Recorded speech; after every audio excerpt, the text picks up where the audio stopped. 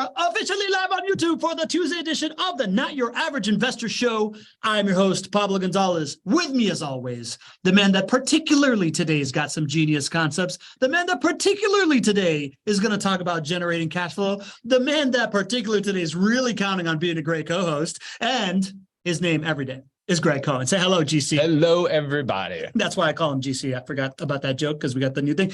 And with us today also is our community manager. We like to call her MTM because she likes to bring us the moments that matter. And because around here, she's known as Madison the Magnificent. Say hello, Madison. Hi, everybody. And for those of you that are joining us on the podcast, watching on YouTube, it is a special day because we are launching a course that is going to tell you everything you need to know to quickly become an insider here at the Not Your Average Investor Show and be part of the community so that you can learn all the core concepts and just be able to focus on the inside jokes.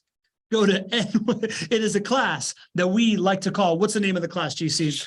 The Not Your Average Investor's Guide, the smart way to invest in rental properties. That's right. And if you go to nyaiclass.com for the next 30 days, you can get it for free with the promo code that we're going to put in the show description, put in the show notes. But for right now, NYAI Guide free is the promo code. We made it as hard for me to pronounce as possible, but hopefully you just remember as the acronym of Not Your Average Investor, NYAI Guide free is the promo code, and the URL is just nyaiclass.com.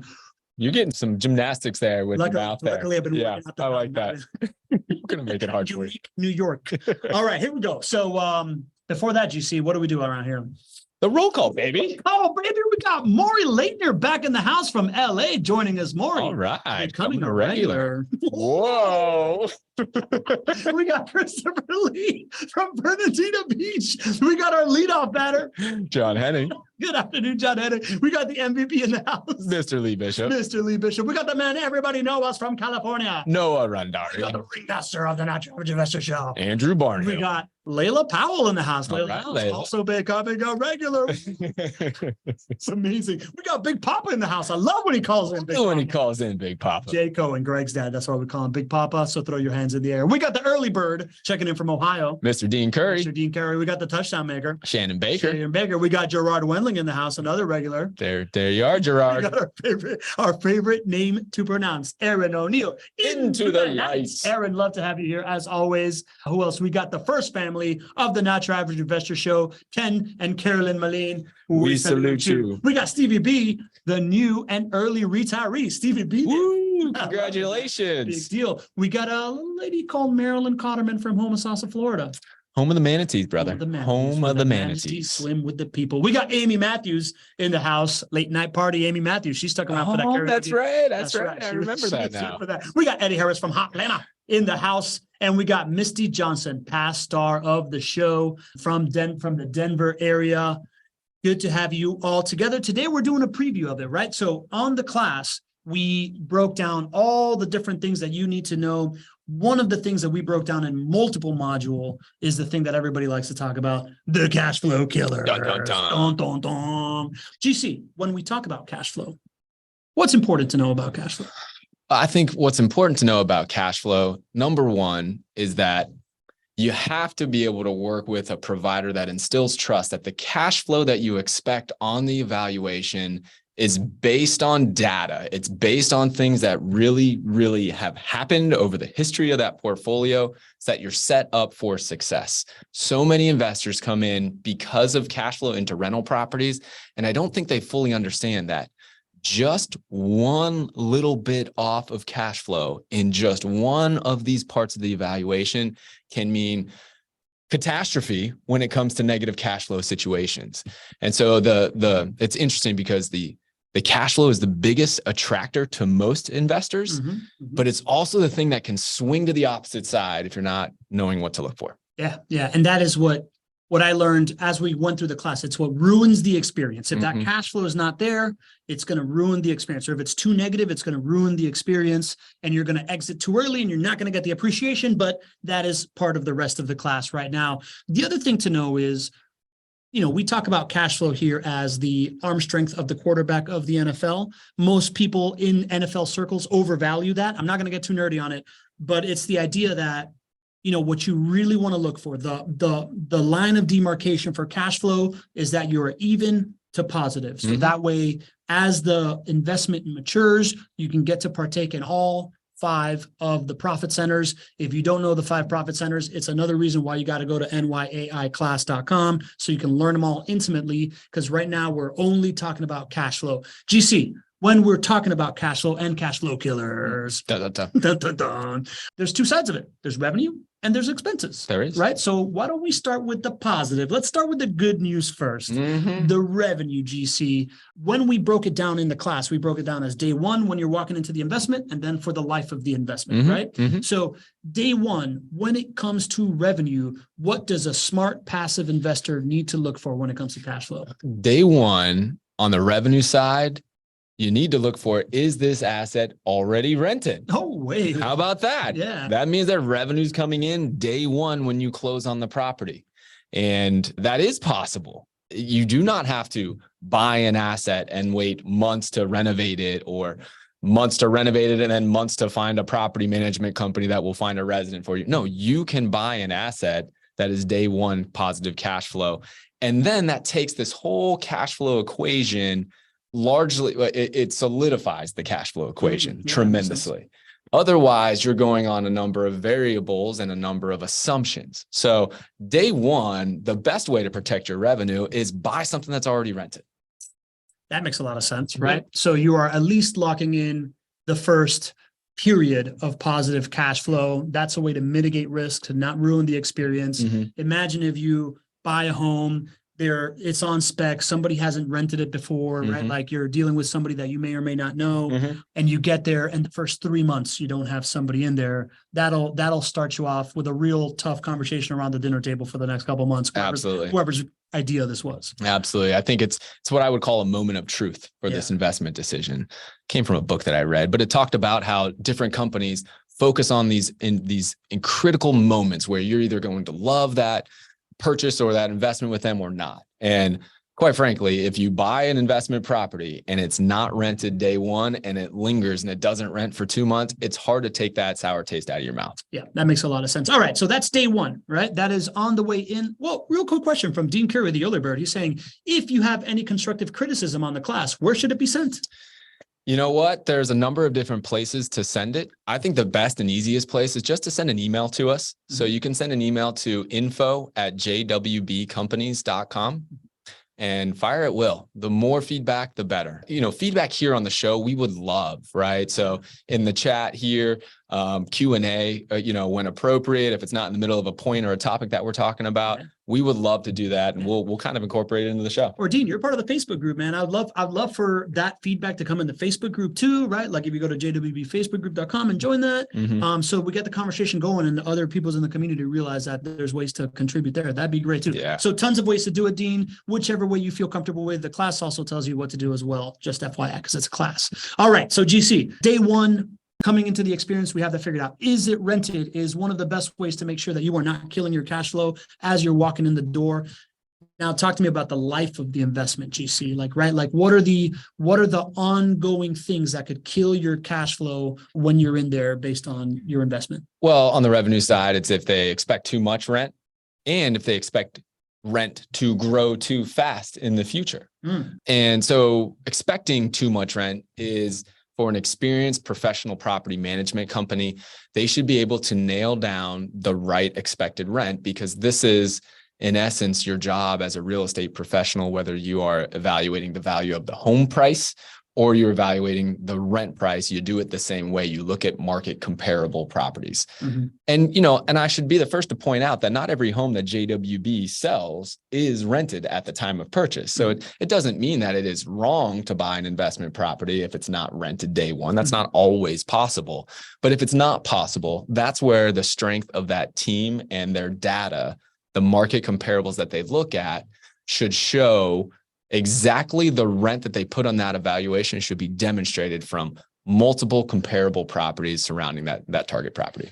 Yeah, man. As I remember the modules in the class, and we go much deeper in this thing in the class, but when you're evaluating investment, and we go through the sheet and we evaluate the investment based on the sheet and we go through the numbers, the first thing that I remember is this idea of the data matters, right? Like, if somebody is telling you that they can get this kind of rent for the next 10 years, where are they getting that from? Is it from a book, or is it past performance, right? Like this idea of understanding that the team that you are investing with has been successful in getting rent increases year over year, asking them how they plan to get those rent increases so that you know what's behind it.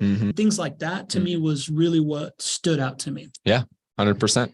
Yeah, just a lot of like kind of like textbook stuff out there versus teams that have performed in the past is kind of like the best way to mitigate that. I think in real estate, and as we're talking specifically about property management here, it is so easy to act like you know what's going on. Yeah.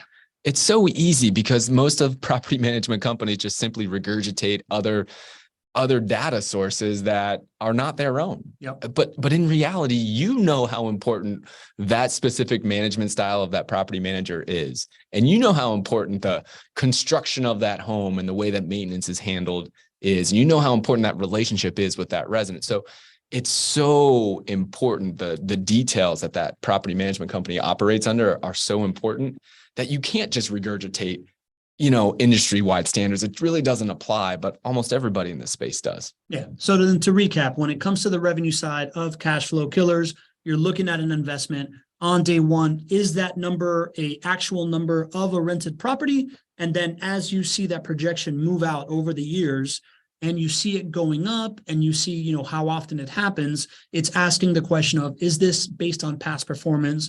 Are you using an industry average? Are you using market comparables, right? And the closer you get to the reality of it, whether it is past performance is best, market comparables is second best, got it from a magazine is the worst. There you go. Right? There you go. Cool. So let me add one more thing, just as a tip here. This is going to happen a lot. Over the last few years, we've had incredible rates of rent price appreciation in Jacksonville and all across the country. Right. What you are seeing now on evaluations are other turnkey operators using these unreasonable projected rent increases on future years. You might see 4%, you might see 5% a year, you might see 10% a year, which is what we had over the last couple of years. And this is, again, setting you up for failure. This will set you up as a cash flow killer. What you want to do is you want to look over the last 40 years, and you want to see what the historically accurate average rent price appreciation rate is, and use that going forward. And guess what? It's not going to be anywhere close to 5%. Yeah. It's going to be in Jacksonville, it's 3.3%, right? So you use that data source to make sure that you're setting yourself up for success here, not just based on recent history. Good, man. I'm glad you added that into that. We talk a lot about that in the class. So if you want to see the whole discussion, nyaiclass.com. And I think it bears to say that being off in rent projections, either in the beginning or throughout the life of it, it's going to really affect your experience. It's going to really affect your results. But I think most importantly is that the experience, right? Yeah. Like the talk at the dinner table of why did you make this decision is the worst talk. And you can avoid that if you are looking at this correctly and you understand the cash flow killers on the equation. All right, GC. So that is the revenue side, right? That's the profit. Then there is expenses, right? Like I feel like there's a big fear when it comes to rental properties, when it comes to the expenses side is what people really like to focus on, the cash flow killers. And there's two types of expenses. You want to tell us what they are? Sure. There's your recurring expenses that happen every single month. And then there are periodic expenses, and those happen every once in a while. They don't happen every single month, but they do happen as a part of the life of your investment. Yeah. So when you're looking at your cash flow equation, right, you should have like a typical monthly cash flow thing that includes the recurring expenses. And then you're going to have an overall IRR where your periodic variable expenses are going to be baked into it, right? Exactly. All right, cool, man. So let's hit on recurring. So the recurring ones, the ones that you can set your clock to once you get started, is mortgage, taxes, your insurance, and if you have an HOA, your HOA fees, right? Okay. So let's talk on day one. when it comes to these recurring expenses. In the class, we go one by one and break down individually. We're going to handle this as a group right here, or else we're going to be here all day. Talk to me about like day one. What should somebody be looking for when it comes to the recurring expenses? Well, let's see here. I'll give just a little bit of a tidbit on each one of these, right? For the mortgage, your biggest risk here is using too aggressive of an interest rate. Again, this is a common thing for those who sell properties, to use an interest rate that might be unrealistic in today's market. Because if you just drop your interest rate a quarter point or a half point below what is real right now, that might swing your cash flow hundreds of dollars a month. And so you have to know that the mortgage, that the interest rate that you're using on your evaluations is real, that it is accurate, that it is the interest rate that you are going to get on your investment property. So that's the biggest risk on the mortgage side. Again, I'm assuming that you have a fixed rate mortgage, one that stays the same payment every single month going forward. So just make sure that your interest rate is accurate. On the taxes side, this is another source of concern for a lot of, inexperienced operators out there. And so again, what evaluations do is they tend to use the data of the property taxes that happened last year. And what many inexperienced operators do is they use the value. Oh, excuse me, starting to get excited about tax. You said taxes here, right? We're starting to talk about taxes here. So what they'll do is they'll use last year's taxes. But every time that a property sells, it gets reset. The taxable value gets reset. And so what you might find is that inexperienced operators use too low of a tax basis for you. And this means that your property taxes on your evaluation is too low. And then when you own the property for the first year, your tax bill is way higher, again, killing your cash flow. This is a big problem when it comes to new construction properties. And I know we talk more about this in the class and get into detail on it, but long story short, the property taxes last year before the house was built, it's land. It's land. It's not a building on it. So inexperienced operators are clueless as to know how to evaluate property taxes for new construction properties. It's really hard to do. You have to work with an experienced operator who knows what they're doing to make sure that you are not a few $100s or a few $1,000s off for property taxes. Got it. Let me recap those two real quick. So mortgage, it's this idea that you have a fixed mortgage day one. You got it. You want to get into a fixed mortgage. That's one of the big attractive parts of this thing. And how real is it, right? Like, do you already have it quoted? Has the property management company worked with the mortgage provider over and over and over again, so that if it's not already quoted, you can be really, really sure that you're getting the right thing? Are they working with people that are used to bringing a deal to close, right? Versus mortgage lender off the street, right? Those are all really, really big things. We talk a lot about that in the class and the different good questions to ask so that you get the right mortgage rate on the way in. And then on taxes, you mentioned the idea that, is it present day value taxes, right? This idea that sometimes they might be talking about the tax rate that existed before they purchased and renovated the property, or even worse, before they purchased the land and built on it. Right. Because the difference in the property value when you buy it is going to be what reflects the taxes. So where is that figure coming from? Is it proprietary data? Is it already real and existing? Is it somebody that has, really, really good market comparables? That's going to really help you out, right? Okay, cool. So key question on the taxes is this the current day value, or was this based on previous value? And then where did you get it? All right, cool. Let's go to insurance on day one. What can kill your cash flow? Oh, this is a big one.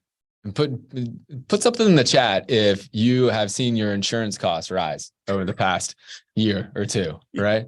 Everybody's probably got their hand up here. Everybody's just doing the wave out there, right? Hey, that's me out there, right? Well, it's not only that insurance costs have gone up. And I see a lot of handshakes. That's awesome. I didn't even know we knew how to do the hand thing. There we go. Yeah, high five for all of you guys, right? So it's not only that insurance costs have risen over the years, which none of us are a fan of, but there is a large likelihood that the insurance cost that's on the evaluation day one was inaccurate, even if these insurance increases didn't happen. These inaccuracies really hurt cash flow. And it's because very few investors or operators actually get the property quoted for an insurance policy and insurance premium prior to making a decision to invest.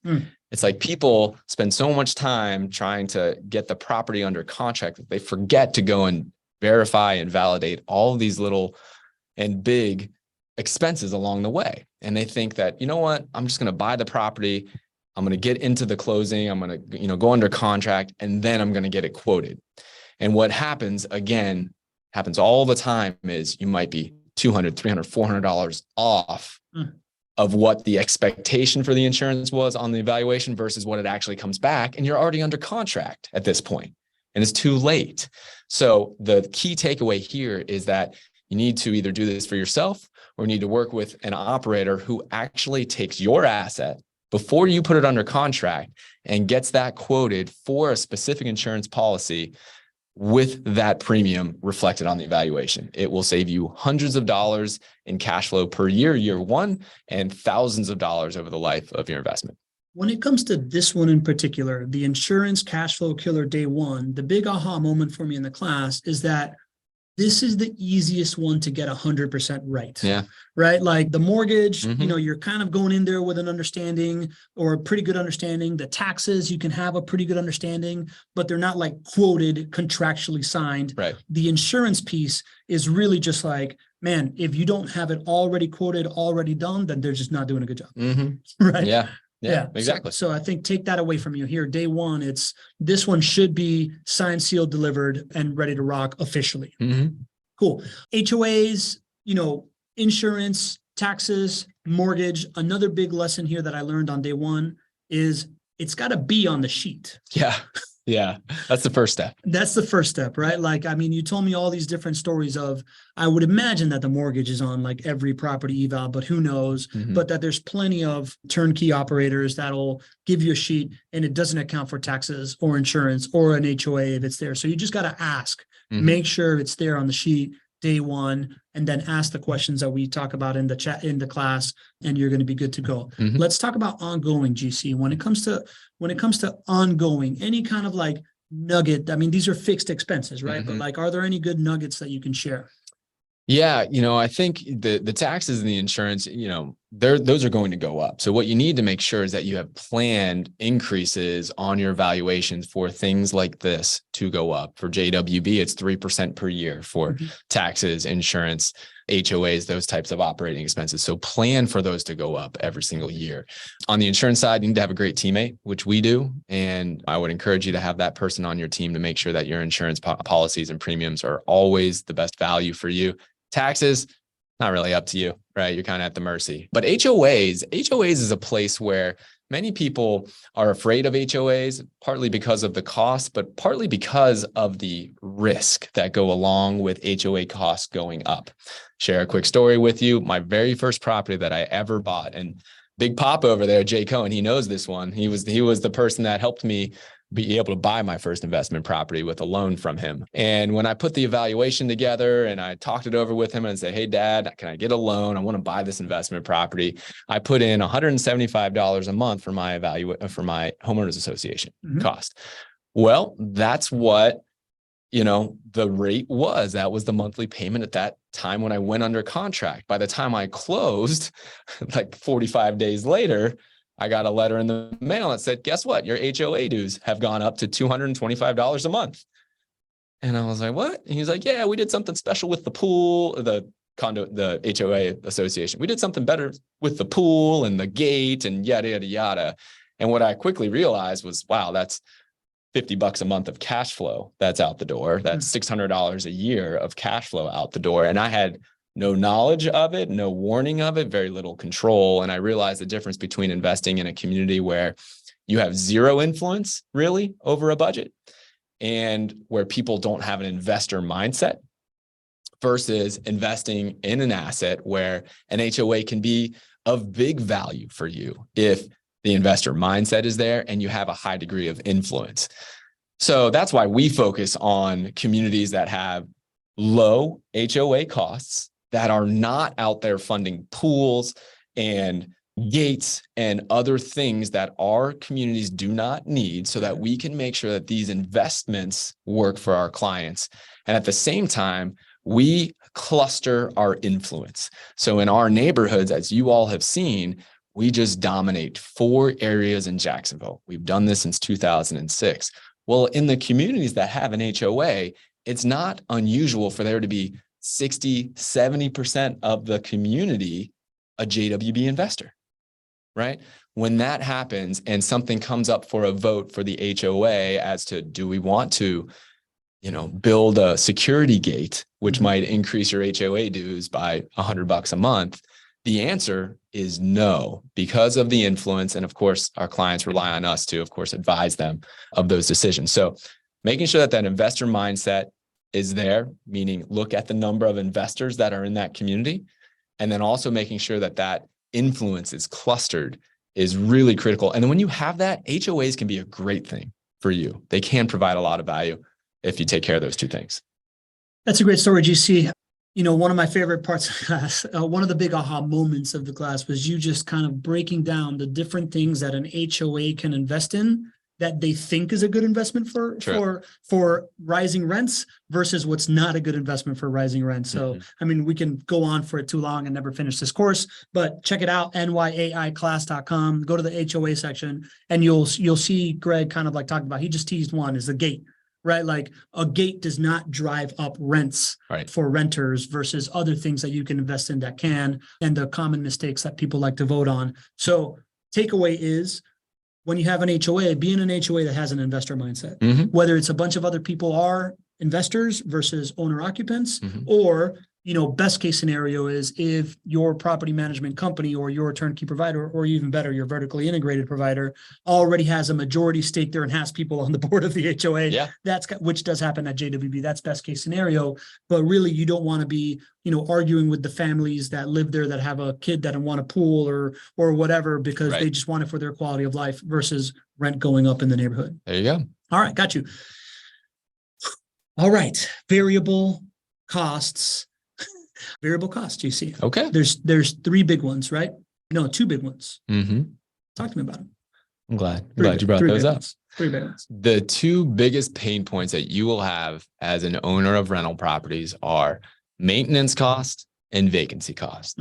And they are variable, and they are periodic as well. They do not happen every single month, but when they happen, they can happen to a large degree. Depends on the quality of the property management team that you have. So you have to be prepared for these. This is not a matter of if, it's a matter of when. We have to walk into this investment with eyes wide open, knowing that we are investing in an asset that does have these inherent costs built in. And when you do that and you prepare well for them, this can be an incredible experience for you. Yeah. And, we've titled this thing Cash Flow Killers because it's funny.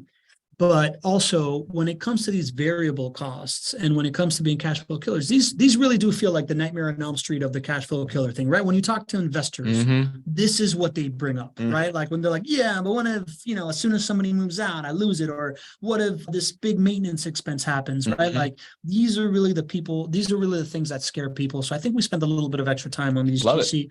Let's take the same kind of formula. Day one, cash flow killers, variable cost. When it comes to vacancy, what is the, what can you look for there? Well, it's hard to separate maintenance and vacancy. Okay. Because they're very much intertwined. And so the best ways to mitigate the risk of both is to work with a vertically integrated provider whose goals are aligned with you. So many property management companies out there only sign 1-year leases. And 1-year leases, guess how many year tenant stays those typically lead to, Pablo? I don't know. Tell me. 1 year. 1 year. Oh, God. I would have never guessed. 1-year leases typically lead to 1-year tenant stays. Yeah. Right. But if you only have 1-year tenant stays, you are never going to win in this investment because the maintenance and the vacancy costs that come with move outs will overrun the gains that you make in cash flow. So you have to start here working with a provider that gets it. The way that you all win, you as the investor, the provider as well, is by long-term resident stays. And what do you think is an indication of a long-term resident stay, Pablo? Let me guess, long-term lease? Long-term leases, right? Yeah. This is, crazy, what we're finding out here on the show here. Long-term leases lead to long-term resident stays.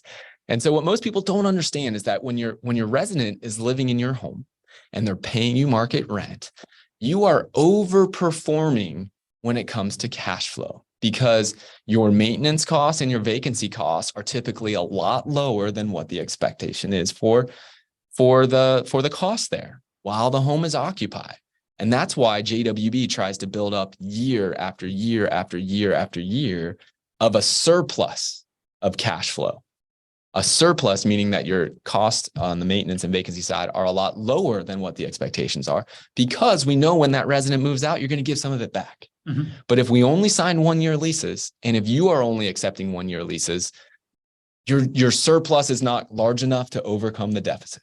Because when they move out, there will be maintenance costs, there will be vacancy costs. Yeah. So, kind of the aha moment for me within all this stuff is there is no silver bullet in rental property investing, right? Like, you need a great team that can handle a bunch of stuff. And we're going to talk about a couple other things to ask for. But if you can reduce vacancy, you also reduce maintenance, right? There is going to be maintenance no matter what happens, but the bulk of the maintenance happens when there is a vacancy. And by handling it on the front end, by ensuring that you have a multiple year lease in place day one, and that your property management team is fanatical about multiple year leases, that is a big deal that can really cure a lot of ills, right? Absolutely. Yeah. Beyond that, right? So that's kind of one for both. For vacancy, can you also talk about renewals as well? 100%. So that's the second piece of the equation, right? You can achieve long-term resident stays by signing long-term leases, but if you don't focus and treat renewals like a sales opportunity internally, then you're going to be falling short for your investors' returns. When we renew a client, when we renew a resident for you as a client, it saves our clients between $6,000 to $7,000 on average. $6,000 to $7,000 every time we renew. And my entire team gets super fired up about the renewals that we give every single week, right? And Madison could attest to this too, right? In our Tuesday morning meetings, every department stands up and talks about how many did we expect to do here? How many did we expect to buy? How many did we expect to build? How many of this? How many did we do? And then what's our projection for next week? We do the same thing for renewals. Our property management team stands up in front of everybody, 100 people in our office. And we said, I think this week, I think we expected 38 lease renewals last week, and we did 40. And then next week, what can you hold us accountable to, right? This is the type of strategic alignment that you're looking for with a vertically integrated provider. And when you have that, that's how a renewal increases your average duration of resident stay.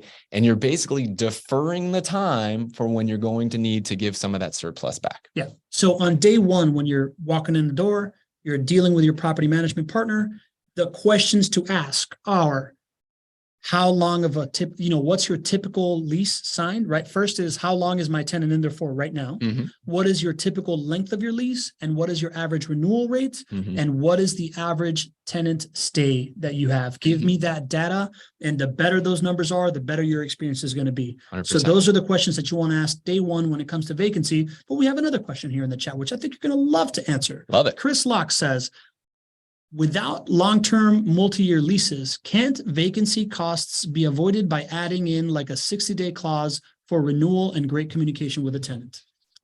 Let me just make sure I'm getting it correct. So without a long-term lease or a multi-year lease, can we avoid vacancy cost by adding in 60-day clauses for renewals and great communication with the tenant? The answer, Chris, is in theory, yes. But in application, it doesn't work that way. This business is a people business. It's a relationship business, meaning on the property management side. And you really can't hide behind clauses and contracts and just expect things to work. Many property management companies do. But if you're just relying on a clause, a 60-day termination, clause, and you're thinking that you're going to use those 60 days to somehow market and show another resident the home while the person is currently living in that home, and then you're going to get that home they're going to move out and then you're going to put, renovate the home very quickly and put the new resident in. It's just not going to work. It's not going to work. You're going to continue to have vacancy costs. So that's why you have to focus on those renewals. You have to focus on those long-term leases. I will give you the point about the communication with the resident. That's at the foundation of all of this, but that alone will not get you to a point where you do not have maintenance and vacancy costs for your single family rental properties. It's just not real. Interesting, man. You bring up something there. I was going to go a different place, right? Like you bring up the idea that even with a 60-day clause, maybe Chris was thinking that, oh, that gives you enough time to have it rented for someone to come in. But at the end of the day, like that coordination is painful. It's harder to do it. So it might increase the days vacant or whatever. Mm-hmm. And either way, you still got to paint the place again. And you got to do all the maintenance things that happen. Right. I was thinking more along the lines of, anytime as a buyer, you're presented a decision, you have the decision to go either way, mm-hmm. right? So if you just eliminate that off the table, mm-hmm. just, theoretically, right? Like this is why when they sell you a subscription service, they're going to sell you a year's worth of subscription instead of a monthly service. Right. And when they sell you a monthly service, they don't say, hey, it's time to renew your monthly service every year. They just make it automatic, right, so that you don't do it, right? So the more automatic you're going to make it, if you just think about behavioral economics,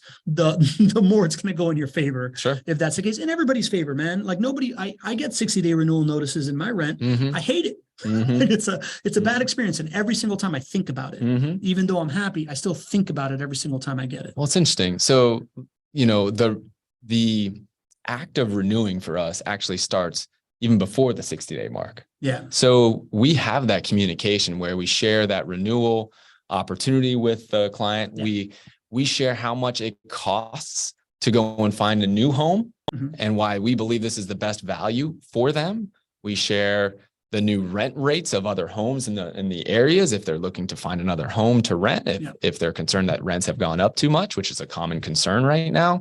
We share moving costs. Do you really want to do this? We share the fact that you're going to need a new security deposit the next mm-hmm. place that you go. Mm-hmm.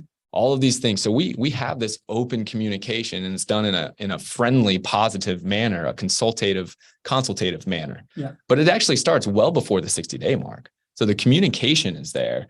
But if all you do is just send a letter in the mail, yeah, and then you're just giving people that kind of negative experience of, hey, do I really want to do this? I think that's what we're more accustomed mm-hmm. to as subscription, clients or whatnot, Yeah. But you need that communication. You need to share this opportunity with folks. We try to create a culture of renewals, mm-hmm. and that starts well before any type of clause or 60-day, agreement for renewals would take place. Yeah, Chris, that's a really great question. And you're giving me the opportunity here to break the pattern a little bit, right? We're going to go day one vacancy, day one maintenance, and then ongoing. I think we're going to go straight into ongoing vacancy right now because of something you said, right? Like the day one questions are, what's your average lease? What is your average tenant stay? What's your rate of renewal? Mm-hmm. But then the ongoing piece is something that we talk about in depth in the class as, how do you train your team, right? Like it is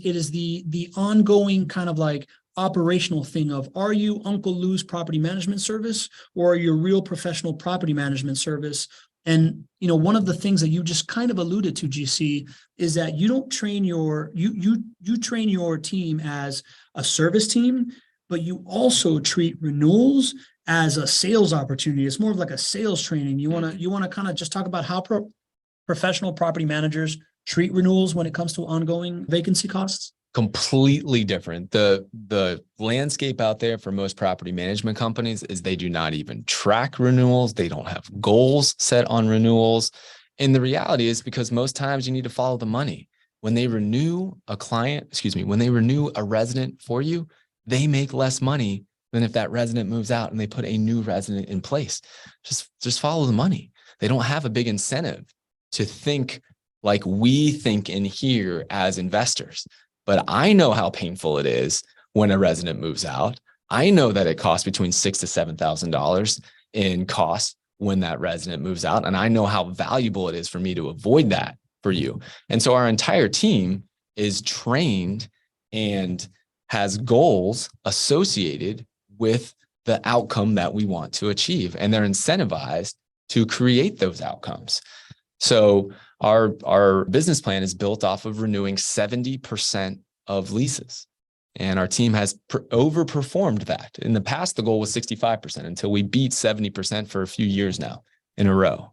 And so 70% lease renewals. We break down that annual goal for the number of lease renewals we need to have into quarterly goals. And every single team here follows a quarterly goal schedule here. It's called our short-term incentive goals within JWB. And on the property management team, a big part of their incentives are about lease renewals. So you can see how the ultimate outcome that you want is achieved through proper goal setting. The strategy is then broken down from an annual goal into quarterly goals. And then you can even see how it relates on a weekly meeting basis. And everybody on our team, on the property management team, gets to stand up and be accountable and said, listen, I told you 38 last week, we got 40 last week, right? And so you can see how this is a culture of renewals. And that just doesn't happen in most property management companies. We talk about all the costs that go into turns, right? There's multiple different things that we really break that down in the class. But we got Tom asking here, you said 6 to 7K is the average cost for a JWB turn. Mm-hmm. What's the average time for a turn at JWB? So it'll be about 40 days market to move in. So, but you also have to account for time that the property wasn't on the market. So maybe call it about 2 weeks market from the time that we take the home, get possession of the home, to the time that we get the scope of work. We get that approved by the owner. We do the work on it, and then we turn it back into being on the market for you. And I'm just using rough estimates here, but just say 2 weeks for that, and then market to move in of about 40 days. So all in all, you're talking about 2 months of vacancy cost. Got it. Cool. So, all right, I'll let that one fly. Go into the class, you get much more detail there. Let's hit on maintenance, man. What is day one? Oh, so real quick, just to recap, vacancy, day one, you're asking the data that we just talked about. Ongoing, in order to reduce that, you're talking about like, hey, what is your program to renew leases, right? Like, what is your program to minimize vacancy? You're looking for like a real sales opportunity training for the team. You're looking for ongoing relationship management. There's many other things that we talk about inside that class, nyaiclass.com. Check it out now for free. Let's go into maintenance, GC. On day one, what is the question that you're asking, for like as you're moving in? Do you have a maintenance expectation on the evaluation? Of course. Most operators out there, most folks that are selling you investment properties do not have maintenance factored into their numbers. And the reason they don't is because they're afraid that if they show that their returns are not going to be as high and that you won't want to buy it. That's the reality. It's just, unfortunately, it's the truth. But in my 17 years of owning over 300 rental properties and managing over $800 million of real estate portfolios, which is comprised of over 5,000 properties that we manage, I have yet to come across a single property that didn't have a maintenance cost. Strong flex. So it should be on your evaluations, and it's just simply not for most folks. For the few that actually include maintenance costs, you look at the expected maintenance cost that they put on there, and it's paltry. Yep. It's not real. It's not based on actual data that they have performed to, and it is not something that they want to be held accountable to. But again, if we go back to the first thing we said about maintenance and vacancy cost, this is the biggest pain point. This is why more people don't come into rental property investing, because they're afraid of maintenance and vacancy cost. So my approach is that we got to nail this. This is the place we need to be most accountable to, because if we can nail this, this unlocks this asset class for others to take advantage of. Love that, man. So that is number one, make sure that it's there on the way in. Can you talk about just making sure when they are giving you a property, what needs to be taken care of so that you know that you're like set up to succeed on maintenance on the front end? You mean like the work that actually is done? I want you to talk about no deferred maintenance. There we go. Yeah. You're leading the horse to water. I was about to drink. I've watched this class. So the best way to set yourself up for success and to not have ongoing maintenance issues is to make sure that all of the maintenance is taken care of before you invest in that property. And the standard that which you should hold that operator to, as far as construction or renovation costs for you, is way higher than it would even be for myself owning my own rental property. you see as an individual, and you all would probably make the same decision. If I'm buying a rental property for myself and I see that the roof maybe has 5 years of life left on it, or I see that the AC still works, it's still going to be a great resident experience, but it may only have 5 years of life left on it, I'm going to keep that for myself because that makes financial sense and still a good resident experience. However, that is a different equation when I sell a property to you, and you need to hold the operator who's selling you the property to a higher standard than that, right? Like for example, for JWB on the roof side, there needs to be at least 10 years of life left on the roof. And that needs to be verified by our roofing contractors giving us what's called a life letter. They're putting their name on it that they estimate there's at least 10 years of life on it. If I was buying it for myself or you were buying it for yourself, you might make a different decision. If it's less than that, we're replacing the roof, right? So those are types of decisions that need to be made before you actually invest in the property. And when you do that, you have an asset that over time, the maintenance costs are just going to be wear and tear. They're just going to be the things that will happen over the natural life of the property. That's not to say you're not going to have expenses and even big expenses as you hold on to the property for 10 years and 15 years. You will still have some big pops for expenses, but you're avoiding those big pops in the beginning. Those big pops in the beginning are what's called deferred maintenance that should have been done when you purchased the property that you are having to foot the bill for in year 1, 2, 3.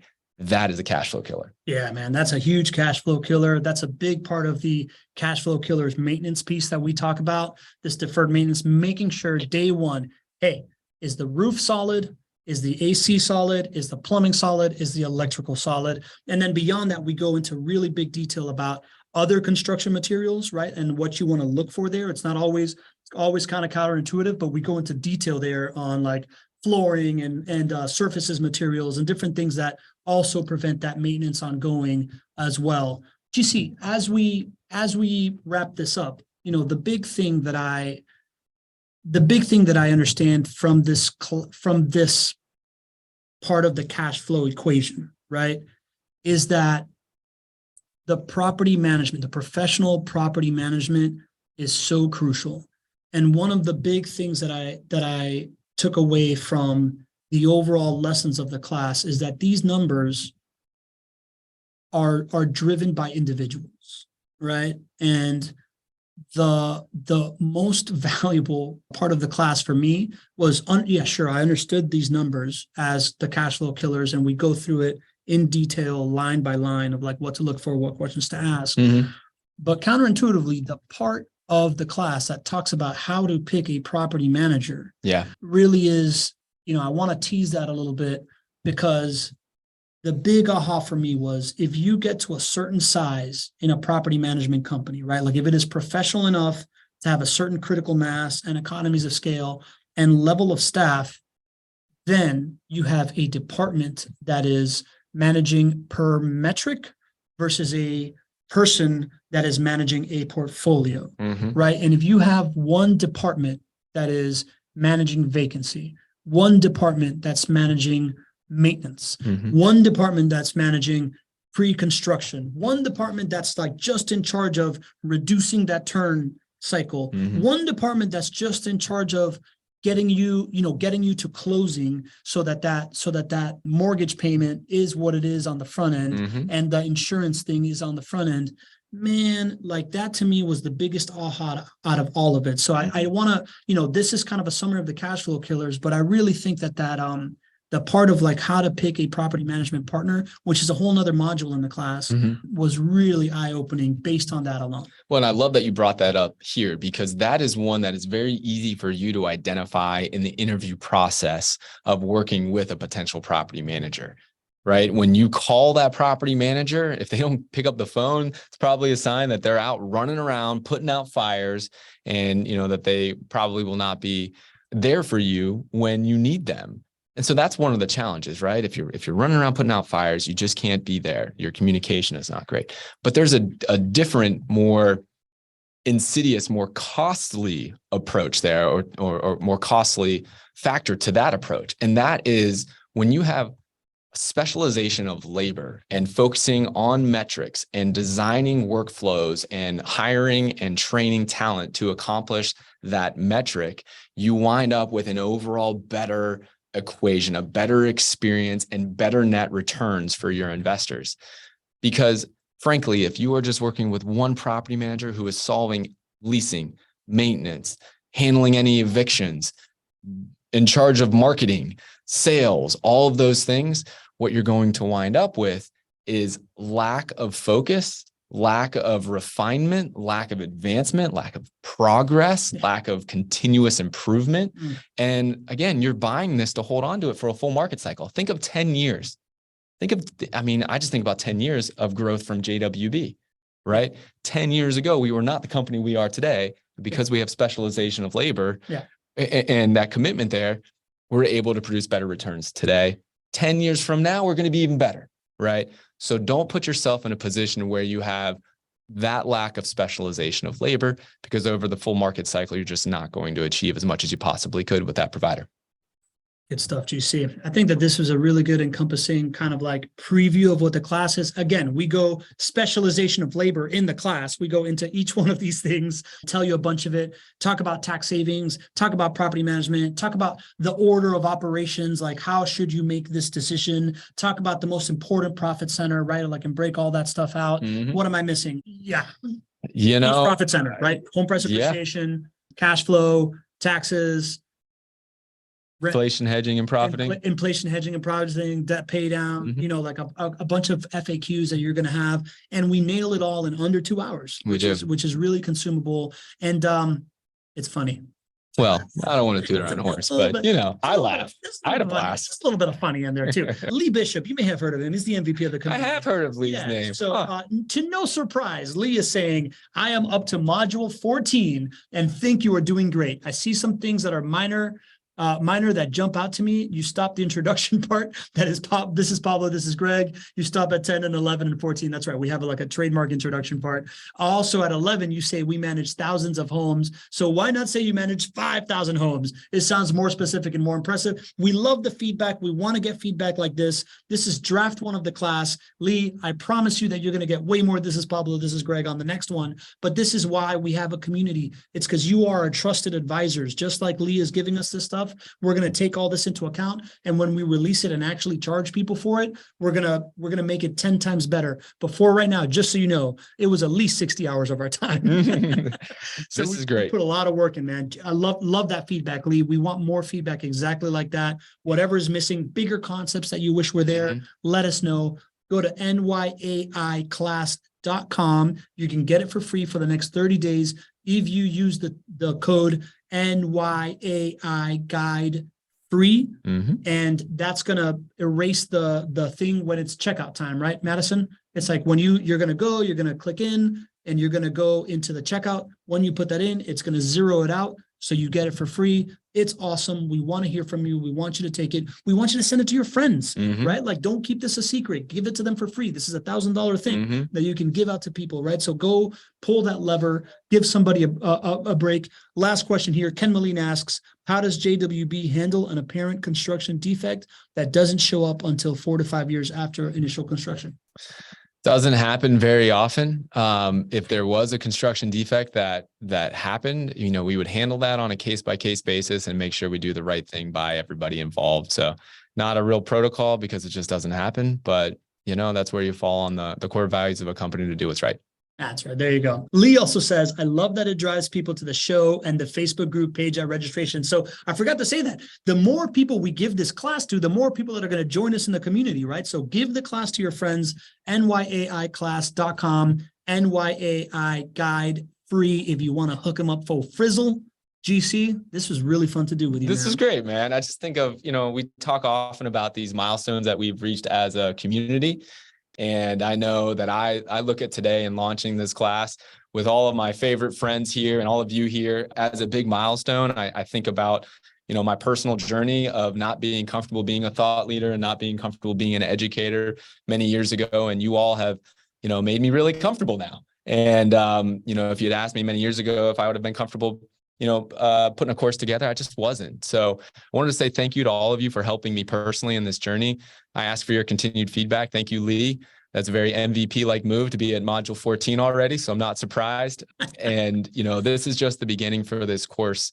We will be adding more courses to it. And so your feedback really matters. We will be using it, and you're going to see the fruits of that feedback very quickly in new courses that we add to the class. So thank you guys again. I hope you all take advantage of it. And yeah, I guess we'll catch you on Thursday. I'll say it one more time, nyaiclass.com. That is not your average investor, right? nyaiclass.com.